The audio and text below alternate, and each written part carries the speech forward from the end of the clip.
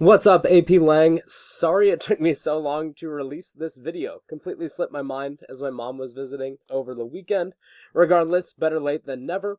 Hoping that this presentation feels like review for you. Notice that this is something I created for English 3 last year, so it is technically below the level of AP language, but it's still necessary information as we move into a research project in these coming weeks here. So, gonna try to keep this video on the shorter side. Hopefully it feels like review. This is just to get us, or help us hit the ground running with research.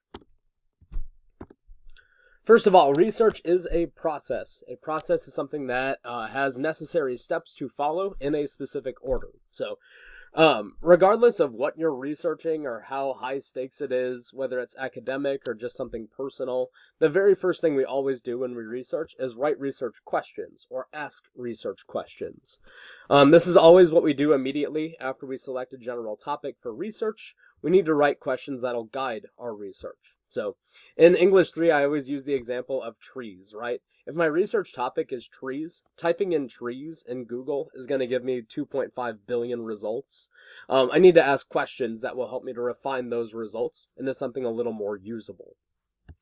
As I mentioned a moment ago, asking questions makes for stronger database searches, whether that's on Google, whether you're trying something like using an AI. Again, asking in question form is going to give you better results. Informational research, you're probably going to have lots of questions because you're trying to collect lots of information about a topic you're not as familiar with. In persuasive research, you probably have fewer research questions. You're asking questions that are more guided towards the point you are trying to make. So for instance, let's say I am for banning assault weapons. We used 7th hour, we used AK-47s as an example last week. Let's say I am pro banning assault weapons. I might ask specific questions that lean in that direction. For instance, I might ask what percentage of mass shootings in 2025 were done using an assault style weapon, like an AR-15 or an AK-47. Once you have your questions identified, the next thing you'll want to do is find reliable sources. So 7th hour, I know we practiced this already with a game called Source Horse. 6th hour, I'm going to look for an opportunity to fold that game in this coming week here. Back in my day, we certainly did some book research, went to the library, read an encyclopedia before the internet was as full as it is today. For our purposes in class, you should be able to find all of your research on the internet. We do know that the internet is not regulated very tightly. Because of freedom of speech, freedom of information, we do have to be really careful about how we evaluate sources on the internet. And again, 7th hour, we practice this a little bit with Source Horse. 6th hour, we'll get some practice with this in these coming days and weeks here. Your first reliability test is always a website's domain name. So in general, the gold standard is .orgs, .govs, .edus. Those are the 3 domains that require the most work up front to obtain. So .edus are usually American universities. .gov is U.S. government websites. So like the Center for Disease Control, the CDC, is a .gov. .orgs are nonprofit organizations for the most part.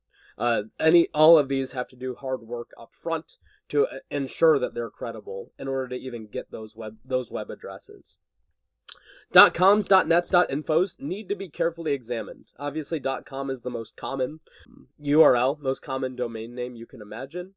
The thing about .coms, .nets, .infos is anyone and their mother can purchase that web space. And because the internet is a relatively free place, you can basically do what you want with a .com, .net, .info within legal bounds, of course. We do have to be extremely careful if your URL ends in any other domain besides these. A little note there, so like .uk, for instance, those are British websites. .ca is Canada, so there might be some country codes that are fine, depending on the topic that you're choosing for research. But a lot of those two-letter URL domain names are ones to avoid. I'm not going to walk through the crap test word for word here, but another idea for things to look for when you're evaluating the credibility of a website is just these 5 letters in the acronym CRAAP, crap. We want to know if a source is crap. For one, currency is the information timely? First of all, no date whatsoever can be a red flag. At the very least, a source should have a copyright year at the bottom, so you know at least when the page has been updated. Better yet, it should have a date when it was actually written, like a news article. Depending on your topic, certain time frames might not work. So let's say I'm doing assault weapons bans. I'm probably not going to use any sources earlier than, let's say, 2014 within the past 12 years or so, right?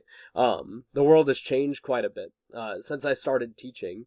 Guns have become more dangerous, I would argue. There's new devices that you can use to make a firearm more dangerous. I'm probably not going to use ones earlier than like 2014, 2012, 2010 maybe, is as far back as I would go. Relevance, just is it actually relevant for your needs? That is a reminder that you should read any source that you find, just to see if the information is usable for the question that you are asking. You could ask questions like who is the intended audience as well. Just a quick check against things like media bias, satire, like if you're looking at a fake news website, or some of that kind of bleeds into purpose as well. I was just about to say, like, is the website designed for children? Maybe that falls a little more into line with purpose there. The first A is for authority, just the source of the information. Can we trust the writer of this information? No author listed can be a red flag. Granted, I used the CDC website earlier. Generally, the CDC and the NIH, which are both .gov websites, rarely do they actually post their authors. So no author can be okay, actually. It can also be a red flag. You have to do a little more digging. Let's say you're not certain about whether the information you're reading on an article is true. You can look up that author's credibility, right? What else has that person written? What are that person's credentials? Is this person even qualified to write about this topic? The other A is for accuracy. The best accuracy check is just checking information against other information. So if I find one web page, one article that says that 80% of mass shootings last year in 2025 were done using an AR-15, but I find 5 other sources that say it was really only 60%, the 80% as an outlier is maybe one that I should avoid, as being one that's hard to verify as being accurate, when all the other ones agree with each other a little bit more. And then the last one, as I foreshadowed a bit ago, is purpose. What's the purpose of the information? Again, this can be a check for things like bias. Is this meant to be some form of like propaganda or persuasion? Is it designed for children? Maybe it's kind of outside the bounds of what you're looking for research. Or is it something more like satire or hate speech? Is it something more extreme that's spreading misinformation instead of simply trying to sway you in one way or another? I should say, as we're researching this next week or so, please let me know if you're having trouble evaluating a source. I'm happy to help you check for things like media bias, satire, misinformation, fact-checking, etc.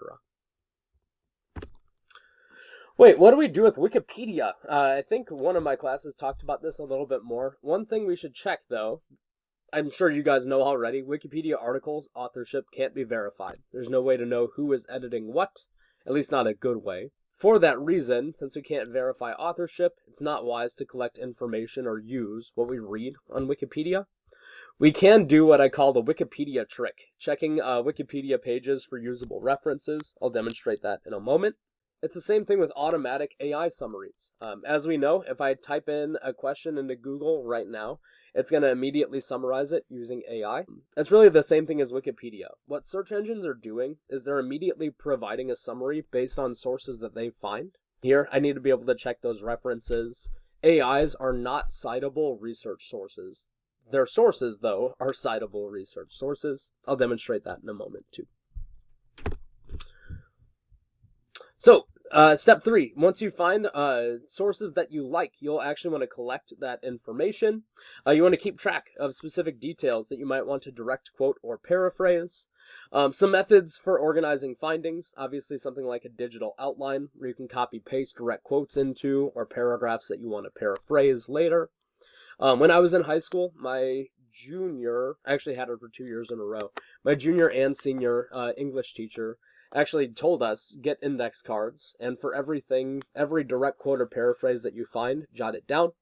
What was cool about that is then we could physically rearrange those note cards into an order that made sense when we were writing a full research paper. So, again, if you find something you like, don't save it for later.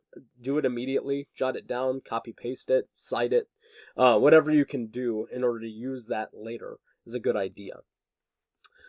I mentioned citing a moment ago. Whether you choose to direct quote or paraphrase information, you have to cite it no matter what. Even paraphrases need to be cited because the information is not your own. In text, we would use parenthetical citations, where we give the author, at least for MLA. If no author is listed, use the title of the article instead. You should also include page numbers if they're there. Since we're doing internet research, we probably don't have to deal much with page numbers themselves. So, a parenthetical citation might say something like Handtag 15, article or author name, page number. Or let's say there's neither, we would use the article title in quotation marks like we see here. And the last stop is to cite sources. So let's say you get to the end of a research paper or project. We have to go back and make sure all sources are cited properly. We would have to write a full MLA citation if we're working with the Modern Language Association, which we'll do for English. Your college major might ask you to use a different one like APA or Chicago Turabian. MLA is a good foundation to go for now, and then you can build on that in college if you need. Purpose of this is to allow your audience to verify information on their own. So let's say I use that statistic that says that 60%, making up a stat here, let's say that 60% of mass shootings in 2025 were done using AR-15s. If I have a reader who sincerely doubts that information, he or she should be able to look that up through my citations and find where I found that information from in the first place. You guys actually don't have to worry too much about a works cited page because the project that we'll be doing actually requires you to cite first and then write second. So we'll talk about that more as we get to that. And we'll save that for later. The last thing I wanted to demonstrate is simply what to do with Wikipedia or automatic AI summaries. Give me a moment to get there.